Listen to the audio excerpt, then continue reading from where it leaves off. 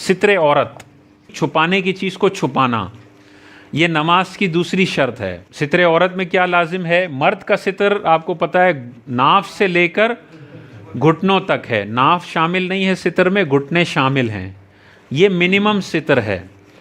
اگر اس میں سے کوئی حصہ کھلا رہ گیا 1/4 تو نماز شروع ہی نہیں ہوگی۔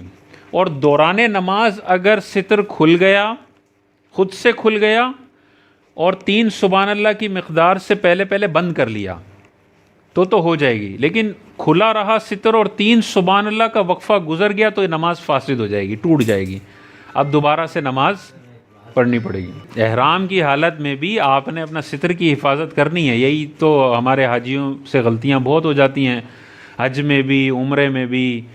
اول تو اوپر والی چادر صحیح سے باندھیں گے نہیں، وہ یوں ٹاول کی طرح کرا ہوا ہے، اور جو نیچے والا تہبند ہے وہ بھی ناف سے نیچے جا رہا ہوتا ہے، تو یہ جو ایریا دکھ رہا ہے یہ موصوف ابھی حج کر رہے ہیں، لیکن ستر کی وجہ سے حرام کا ارتکاب بھی ساتھ ساتھ چل رہا ہے، عرفات بھی چل رہا ہے اور حرام بھی ساتھ ساتھ چل رہا ہے۔ تو شرعی مسائل سیکھنے چاہیے بھائی، اگر اوپر کی چادر سرک بھی جاتی ہے کم از کم نیچے والی چادر یہاں باندھے، یہاں ناف اگر نیچے بھی ہے نا اتنا ایریا، تاکہ ٹینشن نہ ہو۔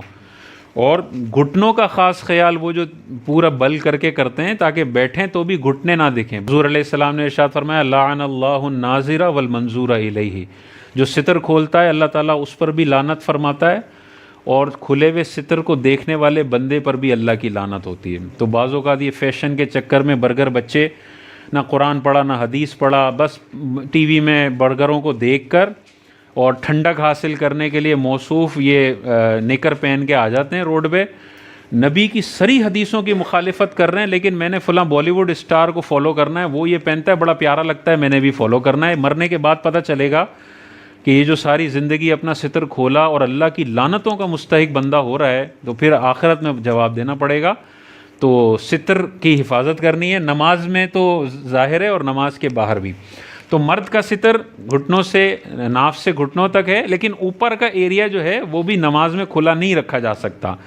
قمیض اتار کے کوئی پڑھتا ہے نماز ہو جائے گی لیکن مکروہ تحریمی ہوگی۔ ٹی شرٹ کے اندر علماء نے اجازت دی ہے کہ ٹی شرٹ ہے ہی ایسی جس میں فولڈ نہیں کیا ہوا تو چلیں ہے وہ ٹھیک ہے، لیکن آستین کو اتنا اوپر تک چڑھایا ہوا ہے تو یہ مکروہ تحریمی ہے، علماء نے منع فرمایا ہے، اس طرح سے نہیں ہونا چاہیے۔ ستر کی حفاظت ہو، یہ مردوں کا ستر ہے۔ عورتوں کا کیا ہے؟ سب کچھ چھپانا ہے سوائے اس چہرے کی ٹکلی اور ہاتھ یہاں تک اور پیر ٹخنوں سے نیچے نیچے تک، پنجے، بس۔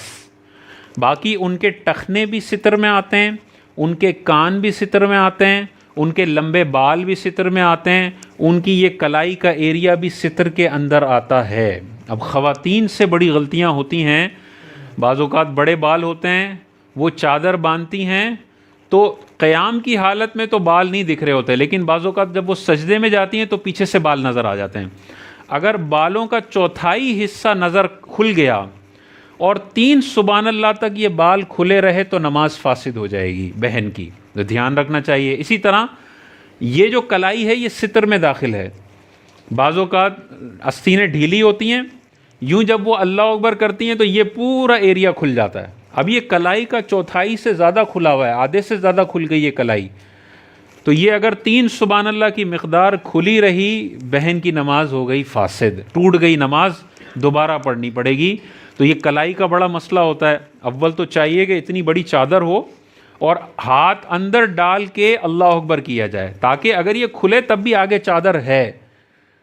بعض اوقات بہت چھوٹی چھوٹی چادر ہوتی ہے کہ اگر وہ کر بھی رہی ہیں تو کلائیاں کھل جاتی ہیں، کلائیاں کھلی رہ گئیں نماز فاسد ہو جائے گی اگر فوراً بند نہ کی 3 سبحان اللہ کی مقدار، یا کھلی ہوئی کلائی سے ہی اللہ اکبر بولا تو یہ نماز شروع ہی نہیں ہوگی۔ بعض اوقات اتنی پتلی چادر، اب ستر کے لیے اتنی چادر کا ہونا ضروری ہے کہ رکھیں تو پیچھے کا نظر نہ آئے۔